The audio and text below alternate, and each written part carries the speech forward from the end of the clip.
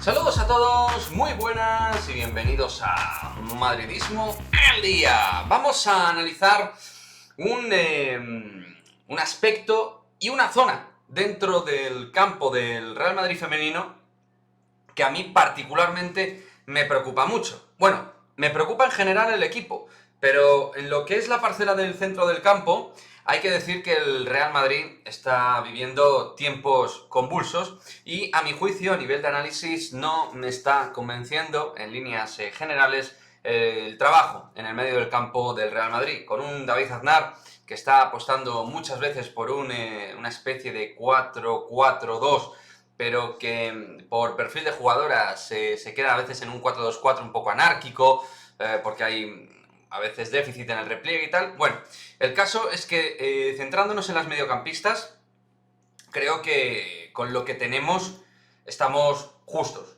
Y estamos justos porque creo que este equipo juega siempre mejor. Ya desde el año pasado se vio con un 4-3-3, con 3 centrocampistas dentro del terreno de juego que con 2. Y porque además de lo que tenemos, particularmente hay 2 futbolistas que no me convencen, no porque no tengan valía como jugadoras, sino por perfil de jugadora no me convencen y creo que vamos a tener y acarrear problemas si no conseguimos paliar esta cuestión, que es el tema del físico. A nivel físico, el centro del campo del Real Madrid es un centro del campo limitado. Cuando hablo del centro del campo a nivel físico, jugadoras como Claudia Zornoza, por tipología, es una jugadora con buen pie, con buena zurda, buen pase en largo, buen golpeo de balón, pero a nivel de velocidad, de sprint, de presión, de meter pierna, de achuchar al rival, es una jugadora que le cuesta, ¿no? Se siente más cómoda en un 4-3-3 acompañada de 2 centrocampistas para competir al máximo nivel. Cuando juega con doble pivote, ahí por ejemplo con Aurélie Cassi, creo que es una jugadora que puede sufrir, de hecho así lo hemos comprobado. Y en el caso de la futbolista de Lyon, de Aurélie Cassi, creo que es una jugadora de despliegue, pero que su despliegue con el paso del tiempo ha ido a menos, como veterana que es, y creo que sus deficiencias técnicas nos permiten ver problemas de circulación cuando ya está en el terreno de juego. No la vimos frente a la Granadilla, pero en general por su manera de jugar a día de hoy, creo que es una futbolista que acarrea problemas a la hora de conducir y desplegar fútbol. Una futbolista muy importante para David Aznar, pero que a mí me genera dudas, serias dudas. Y luego es verdad que tenemos a 2 futbolistas con mucho talento, como son Maite Oroz o Teresa Velleira, que son las que más me convencen.